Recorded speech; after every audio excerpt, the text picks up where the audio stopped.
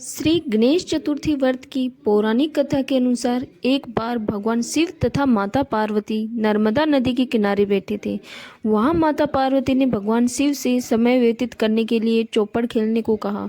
शिव चौपड़ खेलने के लिए तैयार हो गए, परंतु इस खेल में हार जीत का फैसला कौन करेगा, यह प्रश्न उनके समक्ष उठा तो भगवान शिव ने कुछ तिनके एकत्रित कर उसका एक पुतला बनाकर उसकी प्राण प्रतिष्ठा कर दी और पुतले से कहा, बेटा हम चौपड़ खेलना चाहते हैं, परंतु हमारी हार जीत का फैसला करने वाला कोई नहीं है, इसलिए तुम बताना कि हम दोनों में से कौन हारा और कौन जीता।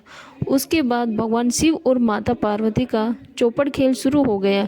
यह खेल 3 बार खेला गया और संयोग से तीनों बार माता पार्वती ही जीत गई। खेल समाप्त होने के बाद बालक से हार जीत का फैसला करने के लिए कहा तो उस बालक ने महादेव को विजयी बताया। यह सुनकर माता पार्वती क्रोधित हो गई और क्रोध में उन्होंने बालक को लंगड़ा होने, कीचड़ में पड़े रहने का श्राप दे दिया।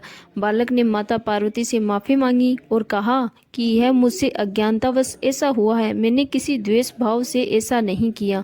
बालक द्वारा क्षमा मांगने पर माता ने कहा, यहाँ गणेश पूजन के लिए नाग कन्याएं आएगी, उनके कहे अनुसार तुम गणेश व्रत करो, ऐसा करने से तुम मुझे प्राप्त करोगे। यह कहकर माता पार्वती शिव के साथ कैलाश पर्वत पर चली गई।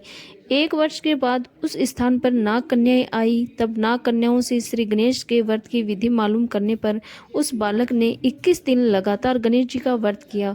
उसकी श्रद्धा से गणेश जी प्रसन्न हुए। उन्होंने बालक को मनोवांछित फल मांगने के लिए कहा।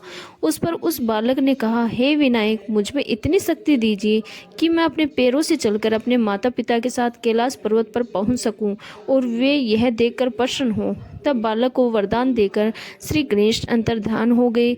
इसके बाद वह बालक कैलाश पर्वत पर पहुंच गया और कैलाश पर्वत पर पहुंचने की अपनी कथा उसने भगवान शिव को सुनाई।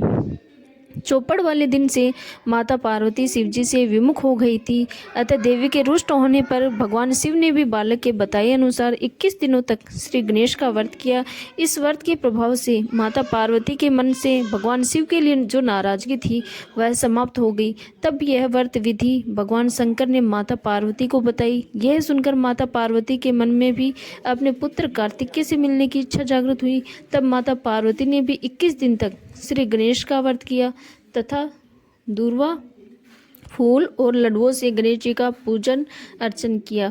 व्रत के 21वें दिन कार्तिक के स्वयं माता पार्वती जी से आ मिले। उस दिन से श्री गणेश चतुर्थी का यह व्रत समस्त मनोकामनाओं की पूर्ति करने वाला व्रत माना जाता है। इस व्रत को करने से मनुष्य के सारे कष्ट दूर होकर मनुष्य को समस्त सुख सुविधाएं प्राप्त होती हैं। बोलो गणेश जी महाराज जी की जय हो।